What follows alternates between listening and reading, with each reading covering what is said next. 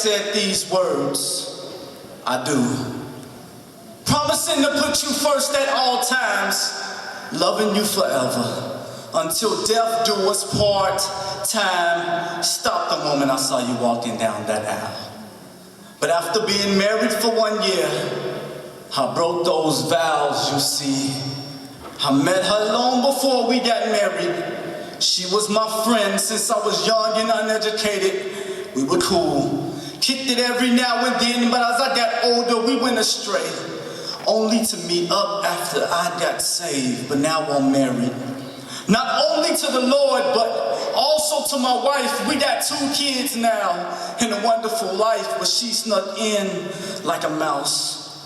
And before I knew it, after being married for 12 months, I had cheated on my spouse with the girl that doesn't come close to our love. And what's crazy is the fact that this woman that I cheated on you with is no person. Silly me. Would it shock you if I told you that this woman that I committed adultery with is actually poetry?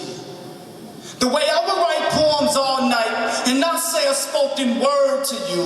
Coming in from work late with ink on my collar, you fronted me about my affairs, but I continued to do spoken word as if I didn't care about the hurt and the pain from the stress and the games, cause I've forsaken our commitment in pursuit of fame. And the worst part is, the whole time I thought I was pleasing God.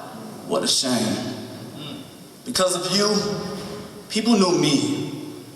But when it came to my marriage, people didn't see we. Until I met this guy named Brian Dye who cared more about my relationship with my wife than my love for poetry. Growing up in the church, I never knew truth or biblical balance. Always taught ministry before marriage. Trying to do missions, but I had missed the whole target every morning you woke up.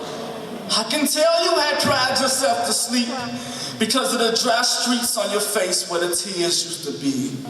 My notepad riding shotgun with you in the back seat. Arguments and fights about me not being around. Hating on our relationship, but I betrayed our companionship. And although I never left the boat, my heart had abandoned ship. I looked up and your love seemed so far away. Is it too late?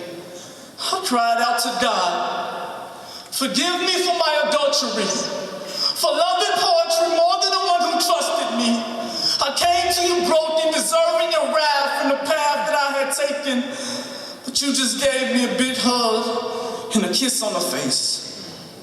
Because although I broke our first covenant, this was the purpose of grace, and that was amazing. Because not only did I see a woman that loved me to death, but I saw a God that loved me to life. Trying to be a superhero to this world and became a villain to my wife, but you forgave me. And we lived every day after that like it never happened. But it didn't stop at confessions. I had to show action, bearing fruit of this passion, showing you I wasn't acting or playing the part, because how can my future be present if I'm living in the past? Is God first, wife second, everything else is last. Is God first, wife second, everything else is last. And I will love you like Christ loved the church. Because on that tree, he gave us a hug. And although poetry will always have a special place in my heart, it will never, it could never, she will never take the place of my first love.